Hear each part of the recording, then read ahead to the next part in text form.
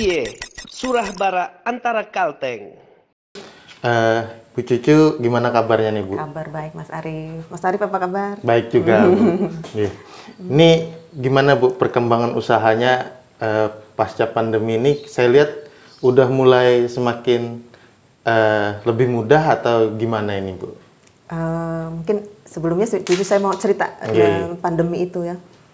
Pada saat pandemi, di saat banyak usaha UMKM yang kolaps ya, bisa dikatakan begitu, justru Bajenta pada saat itu justru mulai naik karena kebutuhan orang-orang akan minuman-minuman kesehatan, yang terutama waktu itu jahe merah ya, sangat dicari. Jadi pada saat pandemi justru Bajenta mengalami peningkatan dan usaha. Dan selanjutnya kami terus fokus sama minuman-minuman kesehatan. Nah, Bu, kalau ini, Bu, marketnya biasanya siapa saja, Bu? Apakah anak muda, ibu-ibu, atau juga anak kecil juga bisa kayak gitu, Bu? Ya, itulah keuntungan dengan minuman tradisional ini, Mas. Bisa masuk ke siapa saja, ke kalangan manapun. Yang anak-anak bisa, remaja bisa, dewasa, bahkan bapak-bapak juga bisa. Karena kebanyakan kan bapak-bapak kok minum jamu. Padahal sebenarnya jamu bisa untuk siapa aja, nggak mengenal gender, mau laki-laki atau perempuan. Bahkan jahe merah bagus sekali untuk bapak-bapak yang aktif, supaya menambah daya tahan tubuh. Gitu. Ini, Bu, pengembangan pers bubuk ini, apakah karena banyaknya permintaan atau memang inovasi aja memberi kemudahan untuk pelanggan atau gimana, Bu? Yang pertama mungkin banyak permintaannya, karena jahe yang botolan itu, Mas, yang siap minum itu kan waktunya nggak lama, cuma 1 minggu aja, 7 hari di dalam freezer. Jadi ada yang bilang kalau mau kirim tempat jauh, kayak keluar kota kemana, pakai apa? Terus akhirnya kami menginovasi dengan dibuat bubuk. Itu jadi lebih awet. Dan sekarang sudah keluar PIRT-nya, sudah keluar halalnya, mungkin saya akan lanjutkan dengan pemasarannya lebih luas lagi. Jadi lebih mudah untuk mengirim, Bu, ya? Betul, pengiriman. untuk pemasarannya. Nah, tapi, Bu, dari sisi rasa gimana, Bu? Sama, karena resepnya sama. Oh, resepnya sama, Bu, ya? Sama. Hanya beda ibaratnya itu siap diminum, ini kemasan bubuk kayak gitu, iya. ya? Iya, Mas Arif. Nah, kalau Ibu tadi bilang halal segala macam, ini berarti udah diurus berbagai macam perizinan dan segala macam, Bu, ya? Betul, Mas Arif. Jadi untuk UMKM kuliner itu tantangannya satu, pada saat pemasaran orang pembeli, konsumen pasti menanyakan ini ada izin edarnya enggak? Ini halal apa enggak? Itu yang sering kami temui. Jadi kami berkepentingan untuk mengurus semua itu supaya pemasaran lebih lancar, dan saya mengurus izinnya dari awal. NIB dulu ya pasti, NIB, PIRT, ini juga udah PIRT, dan terakhir yang diadakan pemerintah atas pendampingan dari dinas, dari MUI juga, kami semua mengurus halal UMKM dari tahun 2022 kemarin. Berarti Ibu ini sudah mengantongi juga sertifikasi halal, Bu, ya? Alhamdulillah, puji Tuhan sudah, Mas Arif. Nah, Bu, kalau dari sisi pengusaha, Bu, ya, ini katakanlah Ibu kan sebagai salah satu UMKM lokal kita di Kalimantan Tengah. Itu apa sih, Bu, keuntungan dari sudah dimilikinya sertifikasi halal dan perizinan lainnya itu, Bu? Yang pasti kita mendapat kepercayaan lebih dari konsumen. Karena mendapat kepercayaan lebih, jadi pemasaran bisa lebih luas, Mas Arif. Jadi dari yang tadinya door to door atau pertemanan saja kita menjual produk, karena kita sudah memegangi sertifikasi halal dan perizinan yang lain, mungkin pusat-pusat retail, toko-toko retail mau menerima kita. Karena mereka biasanya memberikan syarat itu. Sudah ada BPOM-nya kah, sudah ada PIRT, sudah ada halal. Nah, dengan ada halal dan perizinan lain yang sudah dimiliki Bajenta, saya lebih percaya diri seandainya saya mau masuk ke toko-toko retail. Karena waktu pernah ngobrol sama Ibu juga, kata Ibu, itu hak konsumen juga nanya sebenarnya, Bu, ya. Betul. Nah, tapi kalau sampai saat ini, Bu, jangkauan pemasaran Ibu di mana saja, Bu? Apakah masih terbatas di Palangkaraya atau sudah ada keluar kota? Gitu? Itu, Mas, yang jadi PR saya hari ini. Setelah semua perizinan keluar, halal keluar, itu bukan berarti stuck, selesai di sini. Justru saya malah tambah banyak PR-nya. Jadi karena pemasaran lebih luas, saya harus lebih banyak produksi, lebih banyak pemasaran lagi. Memang sementara ini masih di dalam kota Palangkaraya, tapi ke depan berharap bisa kirim keluar kota. Tapi mungkin ada mungkin ya yang beli tapi ngirim untuk keluarga keluar kota seperti itu. Sudah ada, Mas. Sering. Hanya saja ibaratnya yang beli orang Palangka tapi mereka yang ngirim untuk sanak keluarga seperti itu, Bu ya. Iya, seperti itu. Karena belum berani mempromosikan ke sana gitu. Nanti ke depan pasti akan ke arah sana. Kalau ini sendiri, Bu, ibaratnya ini berbagi pengalaman sebagai pelaku usaha UMKM lokal ya, daerah. Karena kan kalau menurut saya itu perbedaannya kadang kalau pelaku usaha UMKM yang katakanlah di Jawa mungkin jangkauan pemasaran lebih cepat karena aksesnya lebih dekat juga untuk ke kota besar lainnya. Nah, tapi di sini juga, Bu, poinnya adalah ketika Ibu bersemangat mengurus perizinan halal segala macamnya, berarti peluang UMKM lokal kita di Kalteng ini sebenarnya cukup luas nggak sih, Bu, untuk bersaing juga seperti halnya UMKM daerah lain, Bu? Menurut saya peluang itu sama, UMKM dimanapun sama. Sejauh UMKM itu bisa menunjukkan, bisa mengeluarkan hal yang terbaiknya, produk terbaiknya dia. Yaitu mulai dari awal-awal produksi, awal-awal perizinan, terus promosi juga. Seandainya itu dilakukan dengan komitmen gitu oleh pelaku usaha, ditambah lagi dukungan sekarang dari pemerintah bagus sekali. Dan pendampingan juga kan sekarang banyak. Jadi sebenarnya peluangnya sama aja, bisa mempunyai peluang untuk pemasaran yang lebih luas keluar Kalteng. Nah, sebelum saya ke situ, Bu, mumpung kita nggak kelupaan nanya, Bu. Nanti kalau ngobrol langsung ke situ kelupaan nanti, Bu. Nah, kalau ini, Bu, rata-rata harganya berapa ini, Bu? Semua harganya terjangkau tapi sesuai, Mas. Okay. Kalau untuk jamu botol, itu saya jual 15.000 per botol, 350 mili. Semuanya, Bu ya? Iya, sama. Tapi beda kalau yang kecil itu 12.000. Oh, ya, lebih kecil ya? Lebih kecil, cc-nya lebih sedikit. Kalau untuk yang bubuk ini, Rp12.000. Rp12.000? Iya. Kalau yang bubuk ini biasanya bisa jadi berapa? Itu estimasi 2 gelas. Tapi kalau orang mau kental yang pedes, 1 gelas bisa. Oh, gini. Jadi ibaratnya memang dibuat ini sebanyak ini bisa untuk 1 gelas, Bu ya? 2 gelas, Mas. Tapi gelas besar, Bu ya? Gelas yang 250 itu. Nah, kalau ini, Bu, rata-rata tahannya berapa hari, berapa lama gitu? Kalau jamu yang di botol itu di suhu ruang 12 jam, Mas Arief. Tapi kalau di dalam freezer, dalam lemari pendingin bisa 7 hari. Oh, berarti tergantung penyimpanannya, betul, Bu ya? Betul, di cara penyimpanannya. Oke. Kalau ini yang best sellernya tadi, Bu ya? Ya, jahe merah, Mas. Kalau yang ini? Sinom. Sinom. Sinom itu asam Jawa dan daun asamnya sekalian juga. Daun asam Jawa. Kalau ini kunyit asam, Bu ya? Asam. Kunyit sirih. Kunyit sirih. Kalau kunyit sirih ini mungkin cenderung untuk ibu-ibu ya? Nah, itu lagi. Sebenarnya nggak gitu kan, Mas. Sebenarnya kan sirih itu kan antiseptik. Dia tidak bekerja hanya pada perempuan aja kan. Sebenarnya bapak-bapak juga nggak apa-apa aja. Remaja juga nggak apa-apa. Untuk obat jerawat, untuk menghilangkan bau badan, sebenarnya begitu. Jadi sebenarnya nggak masalah, Bu ya? Nggak ada. Nggak harus ini punyanya perempuan, punya laki-laki, nggak ada. Soalnya saya waktu pulang kan ke rumah, wah ini kunyit sirih kan kemarin sempat kan, kata saya bilang istri, berarti ini buat kamu, buat istri. Soalnya mindsetnya kan sirih itu kan, apalagi jamu, oh ini buat kewanitaan gitu kan. Oh, padahal sebenarnya nggak masalah, Bu ya? Sebenarnya khasiatnya untuk semua laki-laki atau perempuan sama aja. Kayak banyak pelanggan saya dari bapak-bapak tuh, kunyit asam tuh, Mas. Karena mereka punya permasalahan lambung. Kan kunyit tuh bagus tuh untuk lambung. Bapak-bapak langganan juga. Terus remaja bahkan anak sekolah laki-laki itu langganan kunyit sirih. Karena apa? Obat jerawat. Bu, yang mana bisa obat jerawat tuh pakai sirih. Ternyata gitu. Berarti pokoknya base-nya ini minuman sehat kata Ibu tadi. Sehat, betul. Jadi semuanya bisa dikonsumsi perempuan ataupun laki-laki. Tidak ada yang dikhususkan seperti itu, Bu ya. Tidak ada. Kalau dalam sebulan, Bu, kalau sekarang rata-rata terjual kisaran berapa sih, Bu? Kalau boleh tahu, Bu. Kami produksi per hari itu 60 botol sampai 100 botol per hari. Oh, per hari, Bu ya? Iya. Maksud saya sekali produksi, produksi sesuai dengan order kan kami PO dan dititipkan beberapa toko frozen juga. Jadi seminggu kami 2 kali produksi, hari Senin, hari Rabu, hari Jumat. Itu langsung pasarkan, ditempatkan di tempat-tempat yang sudah bekerja sama, Bu ya.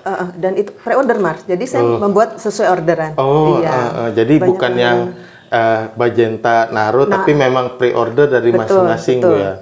Ada juga yang titip, ada juga. Tapi rata-rata, Bu, untuk diantaranya toko-toko di Palangka yang bisa ditemukan Bajenta di mana aja, Bu? Biar masyarakat Untuk tahu. sementara ini baru ada di Mesmart IAIN Palangkaraya, Jalan Geobos, dan di SB Frozen 3 di Jalan Geobos juga. Sementara itu. Berarti sisanya itu bisa order langsung kayak gitu, Bu ya, kalau memang nggak kesempatan ke sana. Betul, pesan antar bisa Mas. Oh, pesan antar. Iya, Berarti buka di sosmednya, di Instagram, di Facebook ya. Sudah banyak langganan Mas. Jadi pelanggan jamu ini kan istimewa. Jadi mereka kalau sekali minum terus merasa cocok, merasa enak gitu, mereka akan order lagi. Walaupun nggak tiap hari dan rutin, tapi mereka tuh nggak ngilang gitu. Jadi ada yang bulan ini ngorder, sebulan nggak, tapi tahu ada lagi kemudian. Dan mereka memanjang. Jadi mereka langganan udah dari awal saya ini sampai sekarang masih. Bahkan saya dengar pejabat-pejabat juga ada pelanggan Ibu ya? Ada juga. Ada. Bu Ivo suka ya kunyit asam. Oh, suka juga Ibu Ivo ya? Ivo, terus berarti yang ini, Bu ya? Iya, Bu Ike dari OJK. Oh, istri Pak Oto. Nah, itu tuh langganan. Soalnya saya kan kenal juga sama Pak Oto, memang support UMKM juga. Betul, Pak Oto, iya. Jadi apalagi kalau ada event-event itu pasti melibatkan UMKM segala macam. Sering ada bazar di depan OJK tuh. Soalnya kasarnya Ibu atau pejabat aja langganan, masih kita enggak kan? Enggak gitu juga. Ya Bu, nah kembali yang ke poin tadi Bu. Nah kalau pengurusan izin segala macam Bu, Ibu ini dari tahun berapa Bu kalau usaha Bajenta ini Bu? 2018. 2018. Iya. Nah pengurusannya itu gimana sih Bu selama ini? Apakah sulit atau sudah mudah atau gimana Bu? Atau perbandingannya seperti apa? Mungkin kalau bisa dibilang sekarang usaha kita tuh lebih dimudahkan karena adanya pendampingan, pembinaan dari dinas koperasi terutama koperasi dan UMKM. Jadi untuk awal kita membuat NIB izin, kita bisa datang ke PLUT, PLUT di Jalan Tamrin. Di samping RRI ya? Betul, sana akan dibantu untuk membuat perizinannya. Nanti setelah kita terdata mempunyai nomor induk berusaha itu, nanti kita akan terus dibina, dibantu, bisa dengan adanya pelatihan-pelatihan, bahkan ada bantuan-bantuan gitu. Nanti setelah itu untuk pengurusan PIRT dan apa, kita bekerja sama dibantu lagi sama Dinas Kesehatan. Mereka juga sangat welcome, sangat baik sekali, sangat kooperatif, sangat membantu UMKM. Termasuk juga akhir-akhir ini halal itu. Jadi semua emang sangat lebih dimudahkan saat-saat ini. Itu Ibu dapat hal-hal yang seperti itu apakah berbayar atau dapat program gratis? Semuanya gratis Mas. Justru itu kami berterima kasih sekali sama pemerintah Kalimantan Tengah, Bapak Gubernur yang melalui Dinas UMKM dan juga MUI juga yang dengan program sehatinya mengadakan sertifikasi halal, semuanya gratis. Oh, nah ini kemudahan ini yang Ibu rasakan apakah dirasakan dalam beberapa waktu terakhir atau sempat juga nih kesulitan jika dibanding dulu Bu waktu awal-awal berusaha Bu? Ya, kalau dibandingkan iya Mas. Di awal-awal usaha kita mengurus perizinan agak bukannya sulit tapi nggak semudah sekarang, nggak semudah hari ini. Kayak mengurus PIRT dulu persyaratannya lebih susah, lebih ketat lagi. Seperti kita harus punya dapur produksi terpisah, kita harus punya sertifikat PKP, sementara pelatihan PKP jarang diadakan sama Dinas Kesehatan. Tapi sekarang semua dimudahkan. Dapur produksi masih bisa dikondisikan, masih bisa dibantu selama masih sesuai dengan standar kesehatan masih diperbolehkan. Kemudian sertifikat PKP-nya juga bisa menyusul nanti pada saat Dinas Kesehatan mengadakan pelatihan boleh menyusul. Jadi sekarang mengurus apapun lebih mudah dibandingkan dulu, gitu. Dibandingkan 2-3 tahun yang lalu. Berarti gaungnya pemerintah yang bahkan dari pemerintah pusat UMKM itu harus maju dan berkembang, itu bukan omong kosong aja Bu ya? Bukan cuma curhat aja, ya betul. Ibaratnya memang kemudahan itu dirasakan sekali. Iya betul Mas. Oh iya saya jadi ingat, sejak ada bantuan apa tuh yang buat UMKM tuh dari Saya lupa Bu, pokoknya banyak istilahnya Bu, makanya bantuan-bantuannya ya sekarang. sejak itu seterusnya kayaknya UMKM dapat perhatian lebih gitu. Ya, kami bersyukur. Jadi istilahnya terima kasih. kalau melihat masa sekarang Bu, Bu Cucu melihat apakah memang peluang masyarakat kita yang pengen berwirausaha tuh bagus sebenarnya Bu? Atau gimana Bu kalau dari sisi Bu sebagai pelaku UMKM? Saya rasa iya. Peluang untuk berusaha UMKM sekarang pasarnya lebih banyak dan bantuan pemerintah untuk pengurusan izin dan lain-lainnya lebih dimudahkan. Jadi sebaiknya ya kalau mau ada niat untuk berusaha, ayo semangat aja.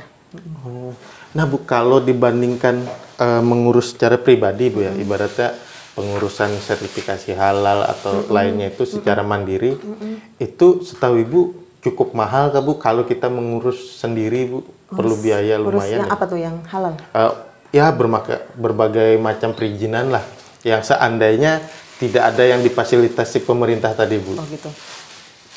Pasti biayanya lebih tinggi Mas ya. Misalnya untuk PIRT, seandainya kita seperti beberapa tahun kemarin ya, kita pasti akan renovasi dapur. Itu biaya. Terus memanggil auditor dari Dinas Kesehatan, mereka tetap ada perlu waktu, perlu biaya juga terus.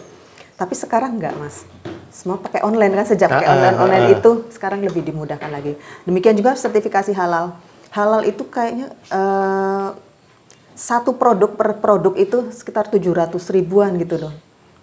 Tambah lagi kalau seandainya kita punya kedai dengan banyak produk, bisa bayangkan berapa biayanya. Yeah. Tapi ya itu sekarang semuanya gratis. Karena kalau nggak salah itu per item ya. Betul, Jadi, per produk. Jadi cukup berat juga Ya, sebenarnya bagi pelaku usaha. Nah sekarang UMKM seandainya punya 3 jenis produk, 9 jenis produk, 10 jenis produk, bayangkan berapa kalau kita berbayar kan? Iya, ya saya itu membayangkan kalau seandainya fasilitasi dari pemerintah itu nggak ada, UMKM-nya belum berkembang udah bangkrut duluan mungkin, pusing mikirin hal-hal yang harus dipenuhi. Betul, untuk izin-izinnya. Berarti ini memang momentumnya UMKM ya. Betul. Karena yang saya lihat Bu ya, justru saat pandemi itu kayaknya start atau cambuk awal bagi UMKM itu untuk banyak yang tumbuh saya lihat Bu. Iya, justru itu kan pada saat pandemi kan kemarin banyak usaha yang jatuh ya, banyak usaha-usaha yang tutup, banyak justru UMKM justru tumbuh subur dan bertahan dulu ya. Justru UMKM lah yang bisa bertahan dan tetap berjalan malah melebihin dari sebelum pandemi gitu. Tapi ini Bu, Ibu ini kan cerita kalau sama saya kan cukup bersemangat ya mengajak generasi muda untuk jangan takut berusaha kayak seperti betul. Itu Bu ya. Iya. Nah tapi di satu sisi Bu ketika banyak mengajak orang ini berusaha kan secara nggak langsung persaingan Bu. Itu gimana Bu kalau ya menyikapinya orang-orang yang sudah bergelut di dunia usaha yang sudah lebih dulu lah Bu? Kan kita sering dengar ya, usaha bisa ditiru tapi rezeki nggak bisa ditiru kan gitu kan. Ya, tapi emang itu real ya, benar seperti itu. Jadi ayo saya mengajak orang untuk mengajak teman-teman ya untuk ayo izin berusaha. Maksudnya apa? Keluarkanlah potensi kita, kemampuan kita, diwujudkan gitu loh. Dilakukan yang terbaik buat usaha kita. Tapi jangan mengkhawatirkan persaingan apa segala. Semuanya ada jalannya betul. Dan kita harus percaya diri gitu. Saya kalau misalnya jamu ini kan berapa banyak jamu gendong istilahnya, berapa banyak jamu gendong. Tapi saya nggak ngerasa mereka tuh saingan saya, nggak. Saya justru berteman sama mereka. Karena saya percaya diri, ini punya saya adalah saya gitu. Nggak akan bisa orang niru, bisa niru namanya produknya sama, tapi tetap aja Bajenta gitu. Saya mau pengen teman-teman punya pemikiran itu juga lah. Percaya diri lah, percaya sama diri. Kalau kamu sudah maksimal, kita melakukan semua yang terbaik, percaya diri, kamu adalah kamu, nggak akan orang bisa menggantikan gitu loh. Nggak bisa. Justru jangan belum apa-apa udah banyak pikiran negatifnya Bu ya. Betul, udah khawatir dulu ya. Jadi belum mau usaha udah nggak jadi duluan.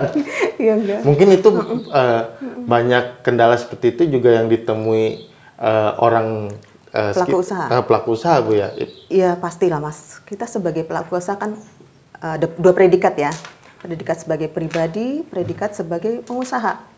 Sebagai pribadi kita mengalami yang pertemanan, kadang dalam masalah pertemanan ada, kebutuhan kita juga masing-masing. Akhirnya kadang ada tabrakan perbedaan kepentingan, perbedaan kebutuhan. Tapi sebagai pengusaha kita kadang harus mengesampingkan hal itu. Kita harus fokus sama produk kita harus fokus sama usaha kita, lakukan yang terbaik gitu. Lakukan yang terbaik, terus yakinlah kalau emang kamu sudah lakukan yang terbaik, kamu kan ada jalannya sendiri, ada rezekinya sendiri gitu. Jadi emang sih pribadi sama usaha itu kan pasti jadi satu ya. Iya. Tapi ya seiring waktu kita semua harus belajar. Kalau selama beberapa tahun menjalankan usaha ini, Bu, kendala-kendala yang biasa dihadapi apa sih, Bu? Atau mungkin jangan kendala, tantangan, Bu. Tantangan sebagai UMKM ini, Bu. Tantangannya banyak, Mas. Punya lebih dari satu ya, tapi yang utama aja deh. Kalau orang biasanya pasti modal ya.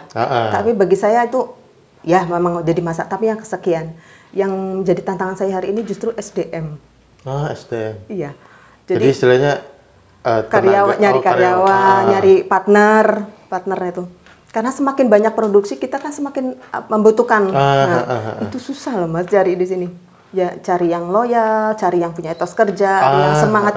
Karena kita nggak mudah kan mendelegasikan pekerjaan sama orang lain. Apalagi ini berkaitan dengan racikan, Bu, ya. bukan yang pengemasan atau sebatas itu kan. Betul. Bukan masalah rahasia perusahaan gitu, bukan sih. Tapi kita mendelegasikan orang untuk bisa bekerja sesuai dengan standar kita gitu kan, itu bukan hal yang mudah, hal yang gampang kan.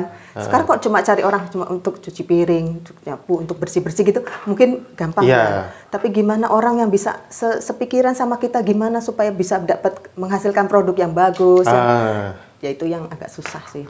Ibaratnya perlu perjuangan lebih, Bu, untuk ke situ, Bu, ya. Perlu sabar lebih.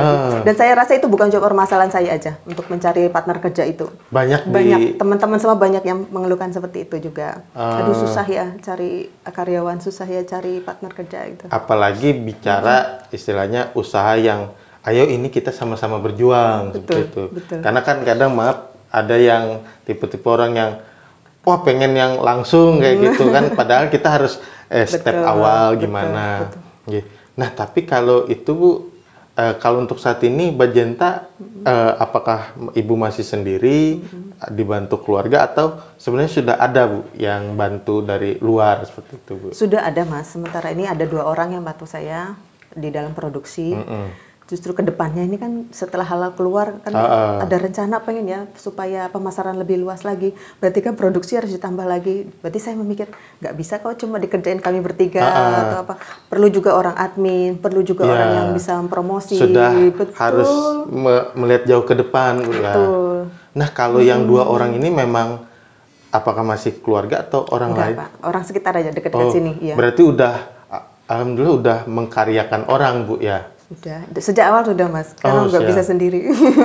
Karena kalau ngerjakan sendiri nggak ketanganan. Nggak ketanganan, Bu, lah. Kalau ini, Bu, berarti sebenarnya memang melihat potensi ekonomi kita ini sangat bagus, Bu, ya. Kalau dari sisi UMKM, kalau Ibu melihat. Iya. Kalau di lingkungan UMKM sendiri kan pasti Ibu ini ada komunitasnya, ada banyak nggak sih, Bu, di Palangkaraya ini yang pelaku usaha muda, Bu, yang tumbuh saat ini, Bu, kalau Ibu melihat? Justru saya lihat, justru yang muda-muda sekarang nih yang lagi semangat ya. Kayaknya yang tua cuma saya deh. Jadi mereka ada di kelompok-kelompok HIPMI, Mas. HIPMI ada, terus mereka bikin-bikin kelompok-kelompok sendiri, banyak sini. Terus kelompok yang di bawah-bawah binaan, kayak binaannya Bank BI, binaan Bank Kalteng, binaan Dinas Perindustrian, binaan Dinas UMKM, terus ada pendamping juga binaan BUMN ada. Jadi banyak sekarang kelompok-kelompok pengusaha dan kebanyakan mereka pengusaha-pengusaha muda. Jadi beda, Bu, ya, mungkin kalau pandangan dulu yang lebih cenderung dominan jadi pegawai, jadi kerja di kantoran. Sekarang itu pilihan anak muda untuk memulai usaha itu juga kayaknya cenderung lebih meningkat. Betul, Bu, ya. Semangatnya lebih banyak. Mungkin karena kemarin pandemi ada online, Mas. Jadi pemasaran online, semuanya pakai online. Itu yang minat ke online itu kan biasanya anak muda. Berhubungan sama gadget dan teknologi gitu ya, anak muda. Nah, setelah mereka mungkin awalnya merasa minat masuk tuh di situ tuh. Akhirnya semakin hari mereka justru akhirnya berkecimpung dalam usaha gitu. Dan online itu juga memudahkan pelaku usaha, Bu ya. Betul, iya. Nah, kalau Ibu gimana, Bu, pemanfaatan kemajuan teknologinya melalui sosmed sudah berasa betul nggak sih, Bu, dalam perkembangan Badjenta sendiri, Bu? Sangat, Mas, sangat. Jadi kemarin pas pandemi itu kita kan nggak bisa buka toko di mana, kita online aja. Jadi via WA, WA grup, kemudian iklan-iklan promosi-promosi di Facebook, IG saya nggak terlalu itu IG, terus TikTok juga sekarang tuh lagi ramai. TikTok lagi in-innya ini, Bu. Iya, makanya lewat itu. Terus jadi sekarang pakai pesan antar. Itu justru itu pada saat pandemi itu kita akhirnya kebiasaan dengan pesan antar tuh, Mas. Jadi memang sangat memudahkan peluang itu, Bu ya. Betul. Nah, mungkin ini, Bu, terakhir, Bu. Ke depan ini, Bu, apa sih, Bu, goals atau target dari Ibu? Apakah memang pengennya mungkin produknya bisa sampai kota-kota besar juga kan, pemasarannya jangkau luas ke sana, dan apakah produknya ini seperti ini kan sudah mulai inovasi tambahan, apakah juga akan lebih memperbanyak inovasi lagi ke depannya Badjenta ini, Bu? Untuk Badjenta ya, visi misi pengusaha kan beda-beda ya, Mas. Ya. Ada UMKM yang punya misi untuk ekspor, ada yang misinya ditaruh di toko retail besar gitu. Kalau saya misinya apa ya? Misinya bisa bermanfaat aja dulu deh. Bisa bermanfaat karena saya tahu manfaatnya dari rimpang-rimpang ini kan udah terbukti kan, berabad-abad gitu sama leluhur kita kan mempunyai dampak yang baik, positif untuk kesehatan. Saya pengen yang awalnya itu bermanfaat dulu. Lebih banyak orang yang sehat, lebih banyak orang yang berbahagia dengan minum Badjenta itu dulu. Kemudian saya mungkin pengen seandainya lebih luas lagi berarti kan lebih banyak lagi orang yang bisa terlibat itu. Orang yang bisa saya pekerjakan, lebih banyak lagi orang yang bisa kerja sama saya gitu. Jadi mungkin awalnya itu aja. Kalau ekspor mungkin nanti yang bubuk mungkin, Mas. Tapi masih perlu yang paling banyak, memungkinkan. Paling memungkinkan, iya. Karena daya tahannya segala macamnya lebih lama. Lebih lama. Ya. Berarti inovasi ke depan juga harusnya lebih banyak lagi nanti ke depan.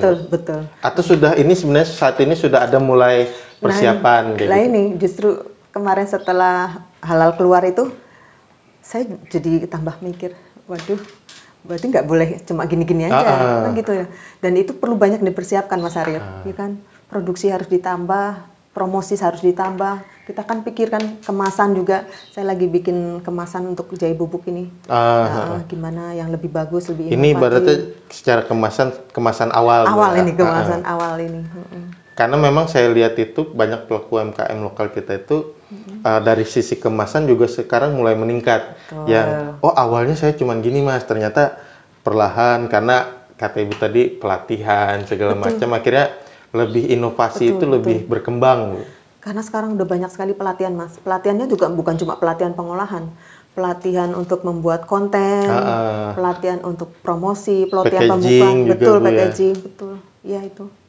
Berarti kalau ini katakanlah jahe merah sini, Bu ya, harusnya ke depan ada kunyit bubuk, sinom. Soalnya saya rasa berarti ini nih ada pelanggannya masing-masing ya, Bu, ada market masing-masing. Soalnya dengan kayak gini juga akan sangat memudahkan bagi pelanggan. Betul, Mas Arif. Ya, mulai kepikiran itu. Siap. Mungkin itu dulu Kawal Antara. Bincang-bincang kita bersama Ibu Cucu Damayanti. Semoga bermanfaat. Sampai jumpa di lain waktu. Salam. Tos Surah Bara Antara Kalteng.